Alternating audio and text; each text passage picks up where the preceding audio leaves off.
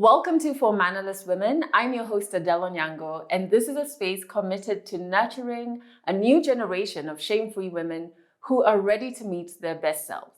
And in this episode, we're unpacking friendship with journalist Kui Mwai, whose Vogue article on why friendships die went viral globally because so many people connected with it.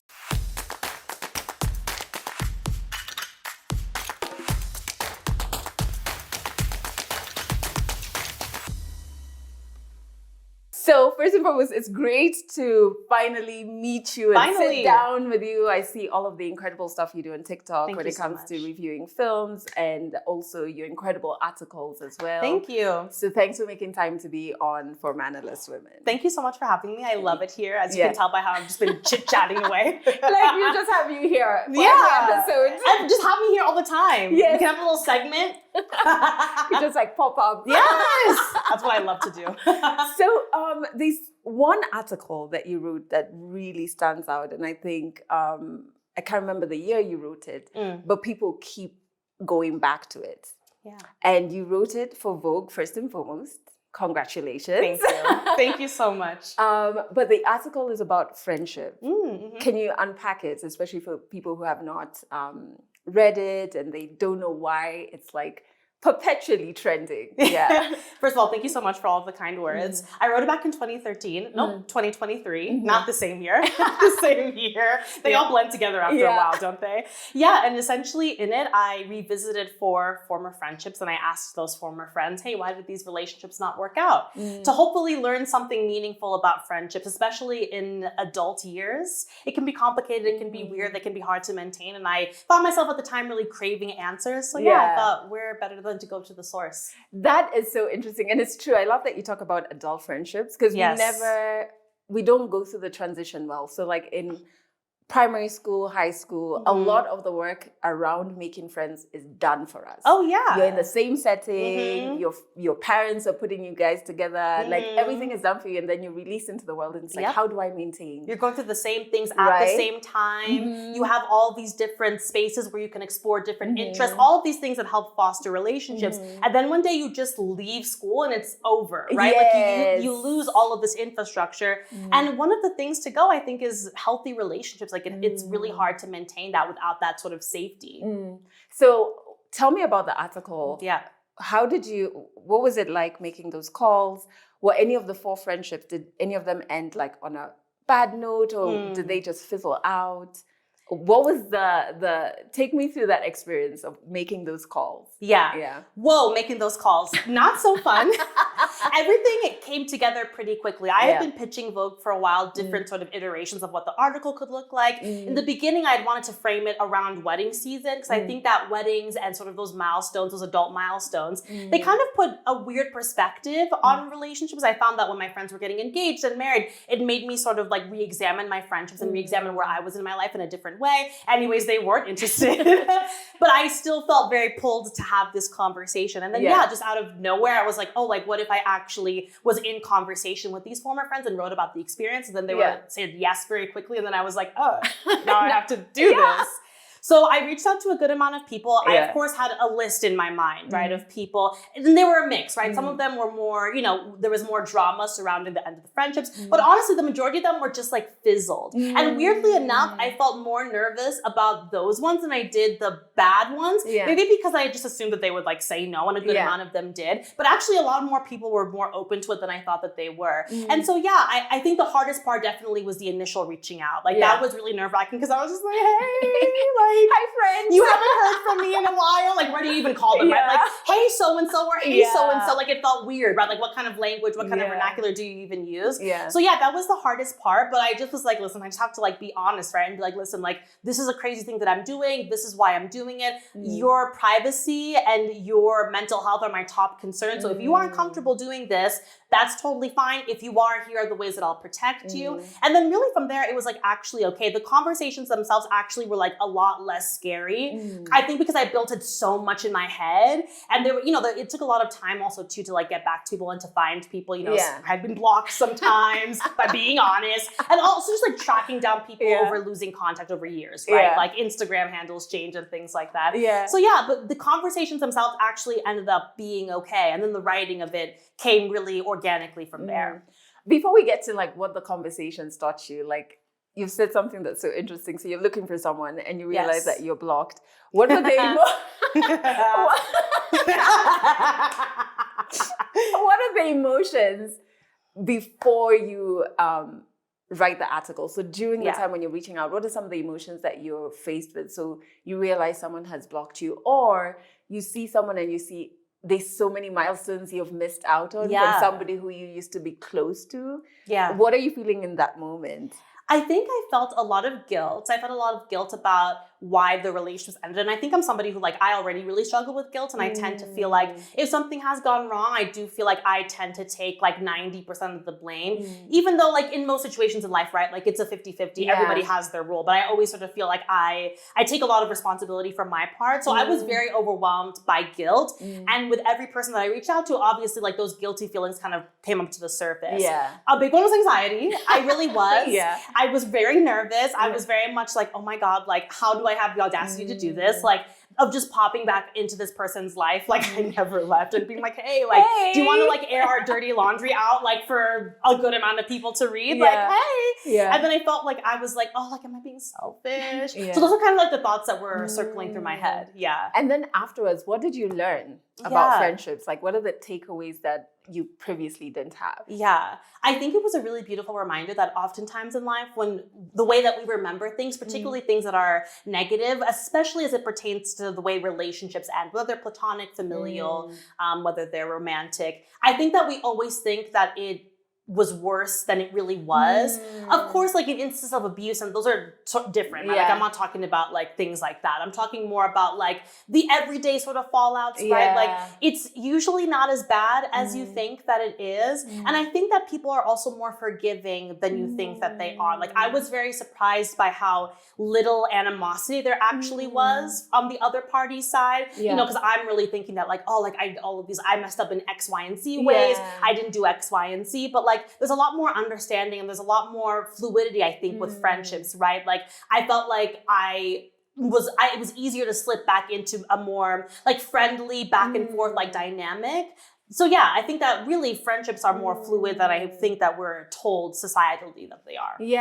And I think it's when something happens, you're it's over. It's terrible. It's over. Let's not revisit. And when you go back, I guess even with the gift of time, you're was it really that bad? You know what I mean? Did any of the friends that you spoke to, any of those friendships spark up again? That's a really good question. I think I'm going to say no, and here's why. There's definitely no love lost, right? We are still there's still a lot of love there. There's still a lot of connection there. But I think also there's just realities to our lives now, right?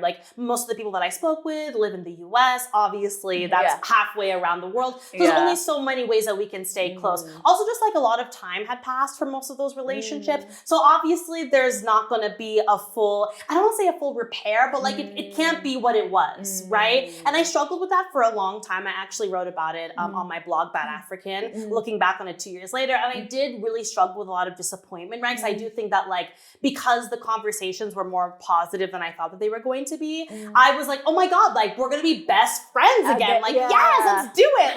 Let's go on the trips. Let's commit to FaceTimes a month, all of this stuff. But then, life happens. And I had to sort of be this doesn't mean that there isn't still love there. There isn't even still a friendship there. It's just not what it was, and that's okay.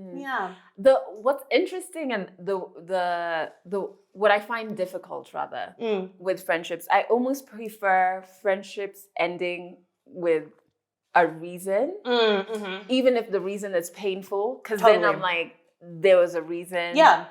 Maybe you acted out in a way that I didn't appreciate. Maybe I acted in a way that you didn't there's a reason. Rather than the ones that fizzle. Oh, yeah.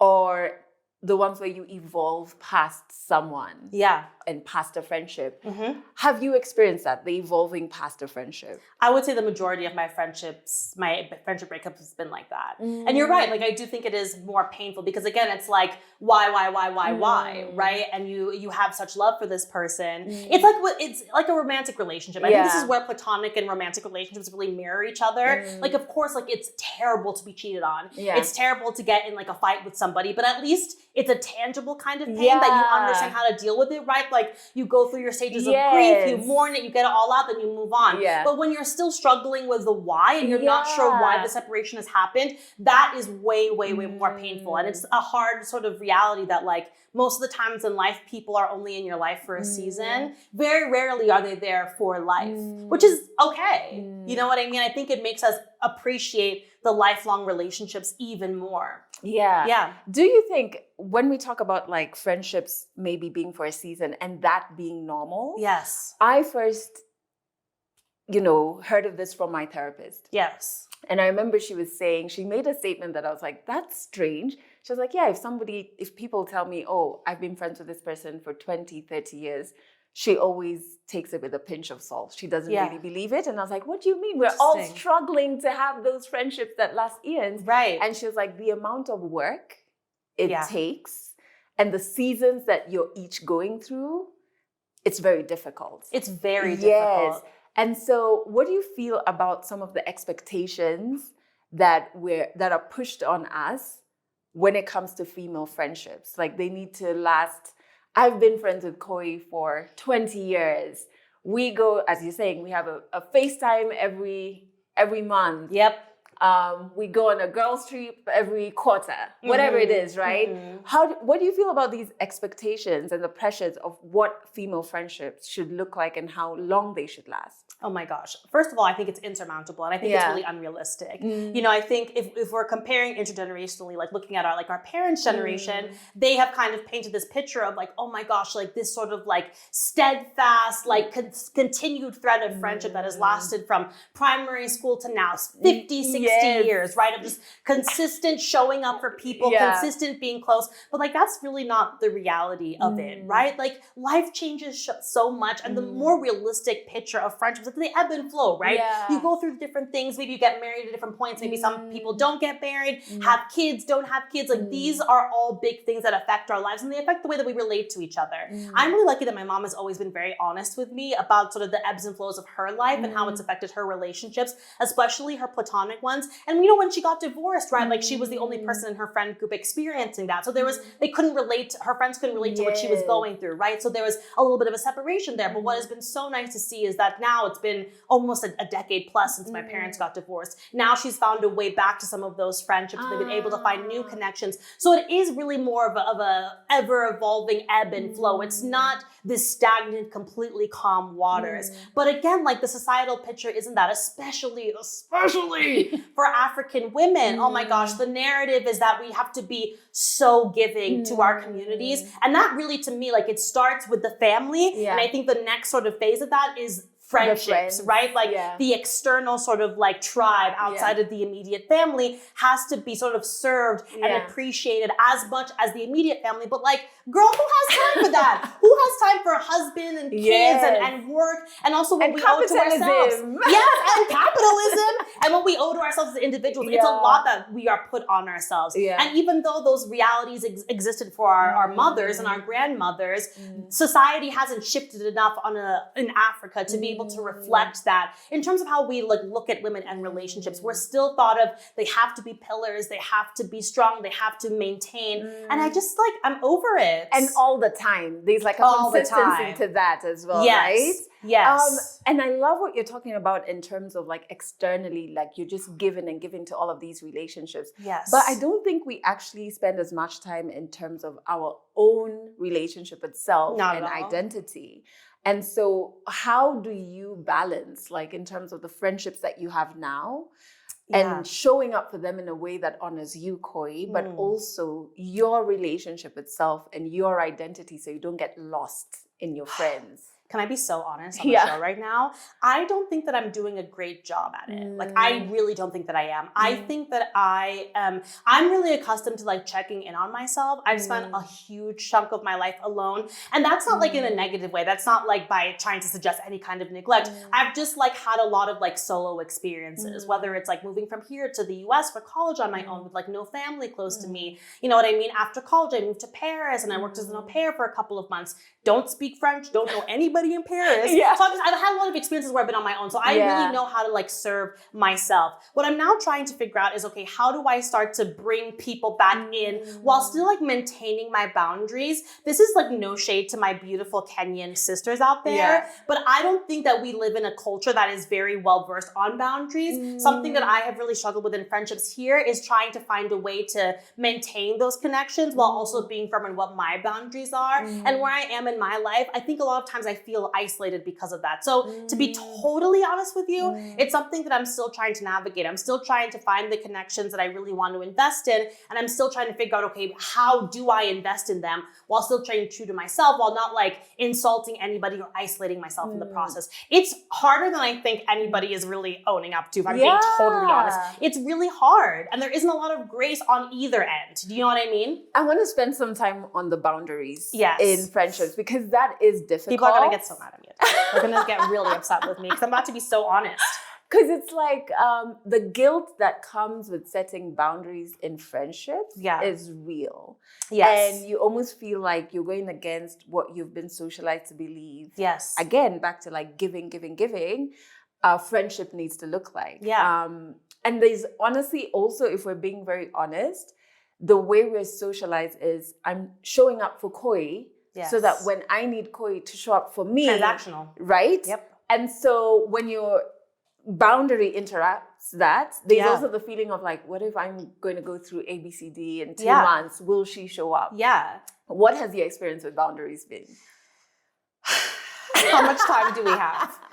It's something that I do think stops me from pursuing connections here. Because I really just feel like there isn't, I don't want to say that there's a lack of an understanding, because I think that is condescending to like our intelligence as a people. Like, I think conceptually we understand the concept of boundaries and why they're important. On the ground though. How does it show up? I feel like I get punished a lot by the friends that I have because of my boundaries, or even just like my different lifestyle, right? Like, I'm a creative. I have 17 jobs active at any moment. I also work in the US times. So I work in the evenings, right? So it just kind of like closed me off from a lot of things. And there's just like, I find that because of that, there's a lot of animosity and lack of understanding. And it comes out in these, I find that I almost feel attacked is dramatic, but for lack of a better word, I experience these little moments of attacking, right? Like, oh, well, you know, Kui never does that. Or like, oh, girl, well, you'll never do that. Or like, I know I can't rely on you on that, just because of these conditions of my life. And it feels suffocating. It feels unfair. It feels almost like my character is being taken into question just because like my time level is a little bit different than maybe it was 5-10 years ago, right? And I think that's also a big part of it too. I wrote about this actually on my blog, Bad African. I do think, again, just being honest, no shade. I understand there's a lot of socioeconomic implications that make this be the case. It's external from us as a society, right? Like, that's our government, that's our history, so many things, right? But we do have a little bit of an arrested development problem here, right? Like, people are just like a little bit late. They come to coming of age a little bit later. No problem with that. But it does kind of create this interesting dynamic where I feel like I have to uphold the standards that I had for my friends, like when I was high school, early 20s. You know, being 10, 15 years out of that, it's really hard for me to kind of switch back to that mentality and be like, yeah, like, let's do X, Y, and Z. You know, when you're young, you're like so available to your friends. Right? And that is how you connect with people. That's how you show people that you love each other. You can't maintain that in adulthood, right? Like, we have so many other responsibilities that we have to be privy to. And so sometimes playing with those dynamics, it can be really difficult. And I think it stops me from being the best friend. It stops me from connecting people to people the way that I would love to. And it's something that I'm in real time really trying to negotiate with. And I think with boundaries, it's like, yes, you may have your own boundaries in terms of like, I can't commit to this, or I can't, whatever your reason is, right? But you kind of like have to adjust how you communicate them to each person. Right. Because Yes. everybody will receive it differently, Oh, right? yes, which is inherently exhausting, right? No, but it is. It's a form of code switching. Yeah, you know what I mean? You're like, oh my God, who can handle what and how, you know? This again. Yeah. And then how do I stop myself from being like excluded? Yeah. And like, listen, I get it, right? Like from the other person's perspective, if you feel like I'm not showing up for you, of course you're going to want to like edge me out of your life a little bit. But like, that's shitty for me because I'm like, damn, like, it's not even that I don't care. It's just that like, ain't nothing going on but the rent. You know what I mean? And like, girl, like, let's be that together. You know what I mean? Yeah. I find people being like, really being like, I don't get like, why are you so busy? And I'm like, you know, it's the lifestyle. This is so interesting. And so what are some of the tips maybe if somebody is trying to like set boundaries in their friendships? Yeah. What's a way they can do it in a way that's gentle? Yes. In a way, but still upholds Yes. what it is they're trying to do. And still honors them. Yes. Like, I need to honor myself and say that I don't have the bandwidth for this. Are there some tips that you have learned in the code switching? Yes. I think the biggest thing really is like honest, loving communication. That's what I haven't been good at the past. Like, I will be really afraid of like hurting somebody's feelings or coming off as being, you know, like headstrong or like selfish. So I have like concealed when I felt like my boundary has been crossed. I'll give you an example, anecdote. So I moved back here as an adult in 2020. I had lived here in high school. I had always come to Kenya when I lived abroad during holidays and things like that. But I went to high school here, went back for college, came back here in 2020. Early in my return, I kind of like fell into a friend group by way of my boyfriend, right? And like in the beginning, everything was great. Everybody was really open to each other. We were all very enthusiastic about the friendship. It got toxic quickly, is what I'll say. It's what I'll say. And a big issue that I had a hard time sort of dealing with was the thing of sleepovers. Let me start by saying this. I'm an only child, and I was like a very sheltered only child. So I went to sleepovers rarely as a kid. And they were usually with like approved people, like my parents were those psychos. Do you know what I'm saying? And like I think, and this might be like an only child thing, but like I tend to be like a little territorial about my space. I just, as an adult, I don't love sleepovers. Like for me, I know that my warm bed is waiting for me at home. Like I'm just gonna take my ass home, right? Like I love you, I love you, I love you. And my bed. And I love my bed. So I'm just gonna see y'all. But there's this one incident where it was two of our girlfriends' birthdays, and we had like, you know, a whole day planned, right? Like day party, we were gonna go out at night, this whole thing. And then we were gonna have a sleepover. And then we were gonna go to brunch the next day. I was just like not feeling the sleepover. But like you tell me, audience, like what's the best way to say that, right? That isn't insulting, that isn't like, oh, I don't want to be in your stank ass house. Like, to me, there was no way I could communicate that. And you don't want to lie. Right, and I don't want to lie, right? But I was just kind of like, oh, like, I'm not feeling great, which actually was true. I ended up getting my period in the middle of the day at that point. So like, I tried all these little ways, right, to get out of it, but like, ooh, it turned on me real quick. They were like, you never want to do this. No. And I immediately attacked, right? So then I was like, I just kind of like shut down. I ended up doing it. I didn't have a good time. I don't think that I was my best self to like those wonderful women at the time too. And so like, I think I've made that mistake a lot. I think that if I had just been honest and been like, hey, like, I love you guys. I'm just like, not a big like sleepover girl. Like, take me or leave me, right? Like, I do think it is worth it to show up as your full self to whatever relationship you have and be like, listen, cards on the table. This is who I am. I love you and I want to show up for you in whatever way I can. But this is just a boundary that I have personally. So I think most important is just being honest, being communicative. Like when you start to feel that feeling of your boundary being crossed. If that's your real homegirl, that's your real friend, like they will come to you as you are and be like, girl, don't even worry about it. I will see you tomorrow. You know what I mean? Exactly. Oh my God. I feel you on the sleepover thing now. I'm sorry. I can't share a bed. I'm 30. My back hurts. I need to sleep in a starfish position. You know what I mean? Even like the resets. Like I feel like because we're shooting a lot of shows in Nairobi. I live in Limuru. Oh, where? In Riara Ridge. Oh, cute. Yes, my mom listens to Jikoni, so cool. Sister. Oh my goodness. No sleepover. No sleepovers. But you can, of course, come over. You can visit. And we can enjoy a lovely evening or day together. And everybody goes home. But my friend said, why don't you come and stay over with me in Nairobi, like while you're filming? And I was just like, oh my God, no. No. But it's more about like, I need the reset. Of Like course. I need to be in my bed and wake up from my bed. Yes. I'll feel like, okay, it's a new day, you know? Yeah. Yes. So I hear you on that. And if you can communicate your boundaries in a way that you know is respectful and is honest, it's not your fault if the space maybe fails you and isn't as safe as what you thought it was, right? Yes. Before we get to solitude and how powerful that can be in figuring out your relationship with self to the point where you can even know your boundaries and know how to feed into yourself, how did you make, I know you mentioned like your boyfriend, and so that's how you got your first group of friends. But as an adult, do you find it hard to make new friends? Because I find it like very strange. It's the worst. It's the worst. It's the worst because like, I think especially in a place like Nairobi where like the majority of people have lived here their whole lives, have their same friend group.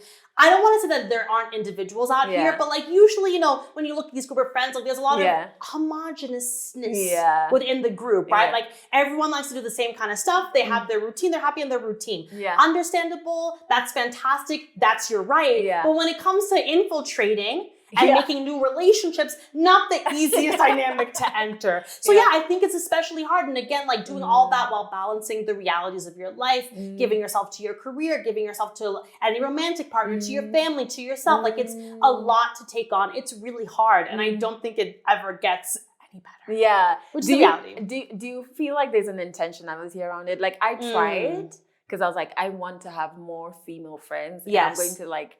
Same. A few friends. Please. Done. Great. I know. That's why I came here. Done. So I can leave now, yeah? But I was like, you know what? I'll identify people and be like, oh, Koi's really good. We're vibing. Yes. And then I'll be like, oh, let's do lunch. Yes. And the anxiety, I would fall off afterwards. Yes. Like I would just be like, oh my God. Yeah. I don't know what to do next. Yeah. Like, that's happened to me with so many people. Really? Yeah, because like how do you massage the relationship? Like what are sort of like the benchmarks of creating a true friend? Like do we have to go on a trip together? Do we have to like have X amount of lunches? Like weirdly, it's like kind of weird to quantify. And then all throughout like kind of testing each other's boundaries. Like what's your room for friendship? What's my room for friendship? What's your room for massaging this new relationship? Like are you into me as much as I'm into you? And again, like we can talk about this on the romantic level because there's such like a rich history of societal exploration of romantic love in this way, right? Like it's dating, right? Like it's friend dating. Like, and I wish that people talked more about it on the friendship level because like, you know, at the end of the day with romantic relationships, you're going to find your way out together. The party is just as awkward as you are. And at least we have some touchstones on a cultural level that we can go to when we are feeling lost. But with friendships, we don't have the same kind of thing, right? We don't have the same kind of barometer of success. We don't have the same kind of barometer of failure. We don't have the same kind of like guidance. So it's really hard. And even expectation of like, what is this journey of like making a new friend meant to look like? Yeah. We don't know. So it's what just is like, it? I don't know. Who sets the rules? Like someone give us guidance. What are the rules? Yeah. What are the expectations? For me, what has worked is just to stop being too much in control. Like just release. Yes. And not everything is a project. There needs to be like spreadsheets.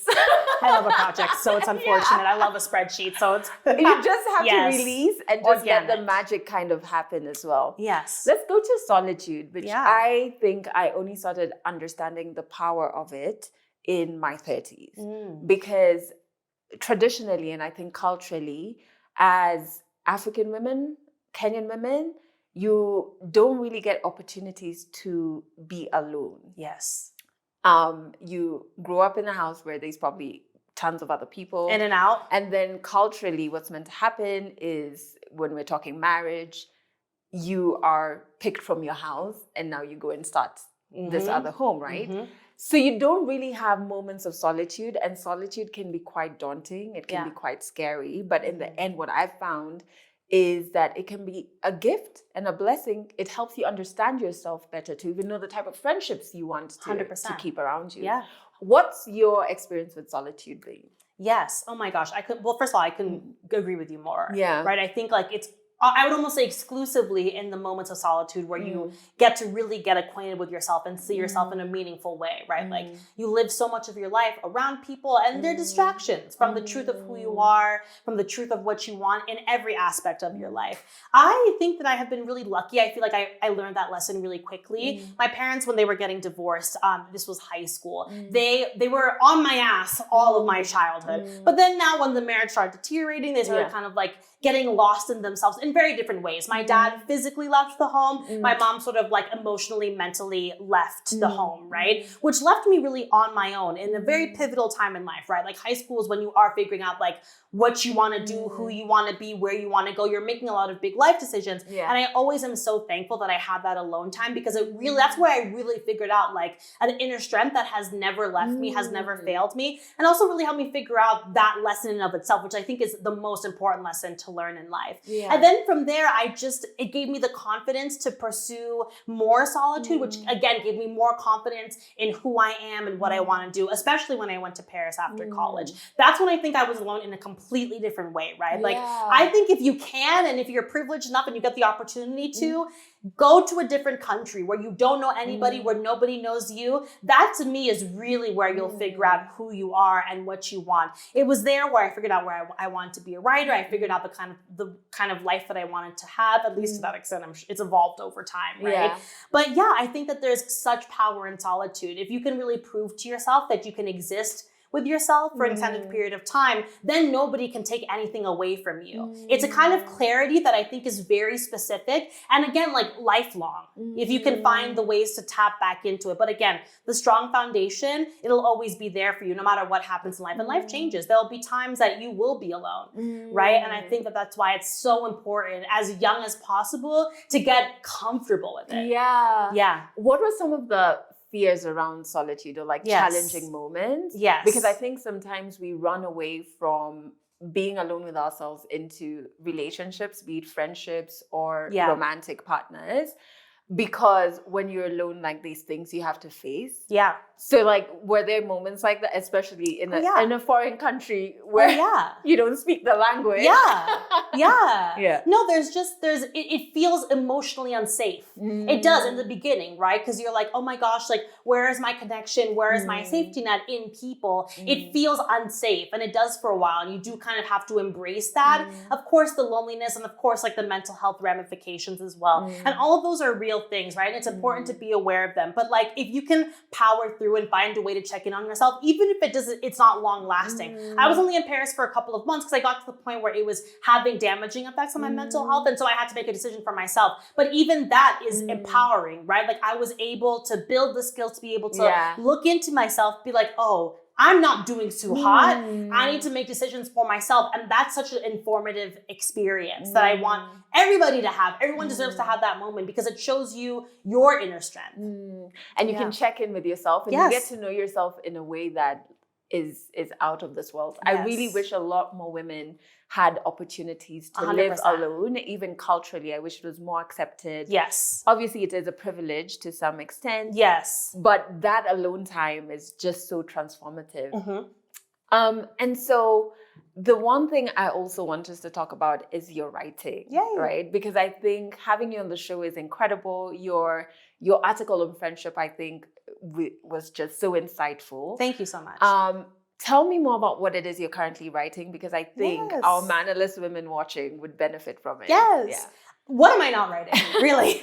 There's too many things going on. So my production company, Creeper Productions, we are constantly writing projects. So we currently have some scripts that we're working on for a show that I created called Namesake. I'm super excited about it. I feel like we were talking about this off air about the Kenyan industry. So that's a whole other episode. If you guys want to tell. It's a whole other conversation. But I feel like comedies, especially female-driven comedies, are not a really populated space. So Namesake is about two women, a mother and a daughter, who who find themselves at a crossroads and they're thrown together after a long period of estrangement. So chaos and healing ensue. Lots of funny messiness. I love that show. Hopefully it goes somewhere one day. So we're working on that and other projects as well. I'm also working on my first novel. So actually after, everybody studio clap for me. So actually after I wrote that friendship essay, a publisher in New York reached out to me to see if I'd be interested in writing a novel exploring similar themes. So I'm working on a novel now. It's about a Kenyan American girl who survives a terrorist attack in Nairobi, kind of a la Westgate. And shortly thereafter, she moves to college to the US to start over, but she's quickly there learns that coming home again isn't as easy as advertised, and you can't run away from your trauma. It's not gonna work. So that's slow, but it's coming together. I'm super excited about that. And then then I have my blog, Bad African, where I'm exploring a lot of the things that we've talked about today. Identity, relationships, also reframing Africa, not the one that folks outside of the continent see on CNN, but a real modern Africa and our real modern experiences that we're struggling with, that we're negotiating with. And then I'm constantly sort of writing outside of that. So I write part-time for a platform called Blavity. It's fantastic. Please check us out, blavity.com. And then pieces outside of that every now and again as well. And this is why you have to have boundaries, because your time.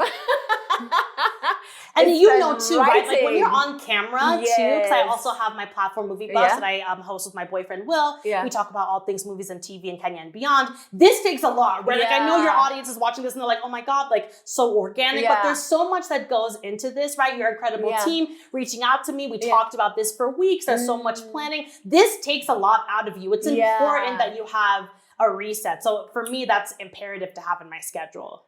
And so as we wrap up, for the woman who's watching, who thinks something is wrong with her because she doesn't have as many friends as she thinks or is socialized to think that she should have, or that her friendships don't look like what she's been socialized to think, you know, what we see in social media, or that she just doesn't have friends. And maybe you're thinking something is wrong with you. What would you want to tell that woman? Oh my gosh, I'm going to tell her to this. First of all, girl, nothing wrong with you.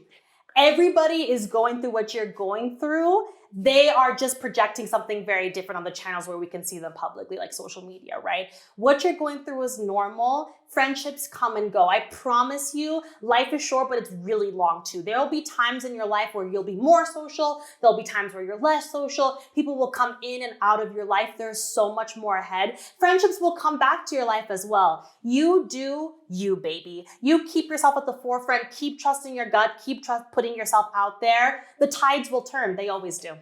Oh my goodness. I feel like we need to have Kui with us, even on the days when we're not believing in ourselves. Like, please! Shouldn't I have an advice column? Such good, Should I add that to the blog? Such good motivation. Thank you. On a Monday too. Great, right? But thank you so much for coming on the show. Thank you for having me. The writing that you do, it's courageous, but it pays off. Like there's so many people that you're reaching. I embarrass myself so that you don't have to. That's my slogan. It's my catchphrase. Thanks for taking one for the team. I really hope you enjoyed this episode as much as I did. Of course, if you want to connect with Kui and all of her writing, check out the description. There are links. And if you resonated with this episode, share it with all the mannerless women in your life, or almost mannerless women. And don't forget to subscribe so that you don't miss out on the next episode.